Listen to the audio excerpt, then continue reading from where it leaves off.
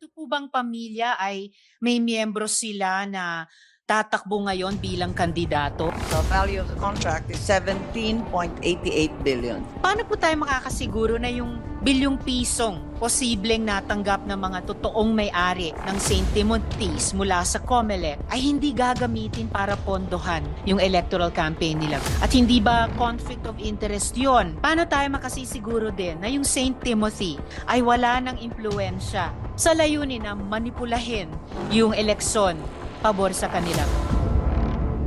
With respect to the COMELEC's full automation system with transparency audit count of fast track project, magkano po sa said project's 18 billion peso budget ang na-disburse doon sa winning joint venture na binubuo ng Miru Systems Company Limited, Integrated Computer Systems, Centerpoint Solutions Technology Inc. o Centerpoint, at formerly St. Timothy Construction Corporation, good sponsor? Value of the contract is 17.88 billion. Nasa 5% nung halaga ng kontrata na na-disburse na.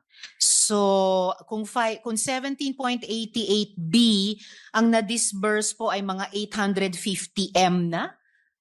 More or less, good Yes, sponsor? I think that would be the right arithmetic po. Magkano ang natanggap ng St. Timothy alinsunod sa kanilang JVA? The St. Timothy had only 2% of the overall participation. May paraan po bang malaman mula sa JV partners magkano sa 850 million pesos ang natanggap ng St. Timothy, good sponsor? Maaari pong tanungin, pero nalaman naman natin na nag-pull out na yung St. Timothy Construction ngayon sa JV na sinasaad, at iba na yung mga members nito. I am asking because this fiasco threatens to make a mockery of the electoral process. I'd like to confirm this with a COMELEC good sponsor.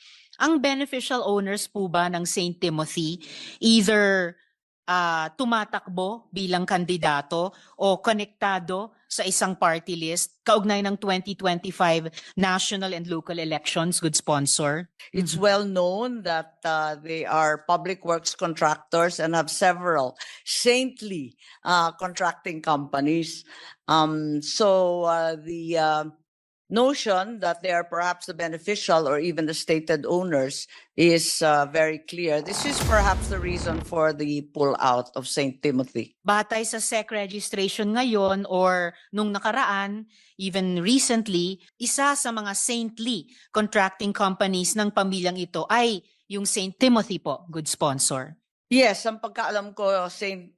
Timothy is one of that group, and we had a hearing specifically on that subject. Opo, good sponsor.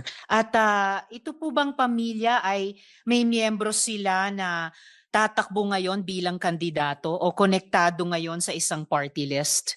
Good Oo, sponsor. alam natin na pumila yung Miss Sara Diskaya bilang mayor ng Pasig City, Metro Manila. Hindi ko lang maalala yung pangalan ng asawa niya. Subalit tatakbo rin bilang vice mayor ng Pasig sa pagkaalam ko. Okay, so Number 2 party list, sorry. yun po. Number 2 nominee ng isang party list.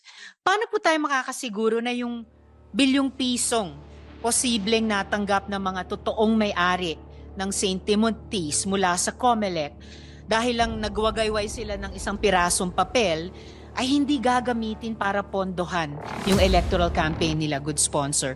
At hindi ba conflict of interest yon kung kahit kapiraso ng budget ng COMELEC ay gagamitin sa layunin ng isang partisan political campaign, good sponsor?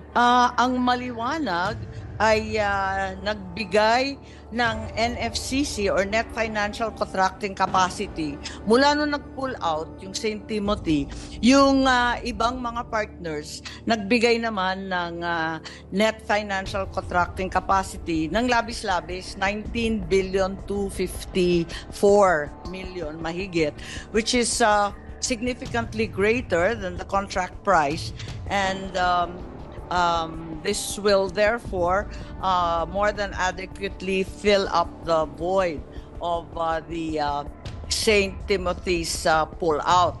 Paano tayo makasisiguro din na yung St. Timothy at yung mga may-ari ng St. Timothy ay wala ng impluensya sa mga dati nilang JV partners sa layunin na manipulahin yung eleksyon pabor sa kanila, good sponsor?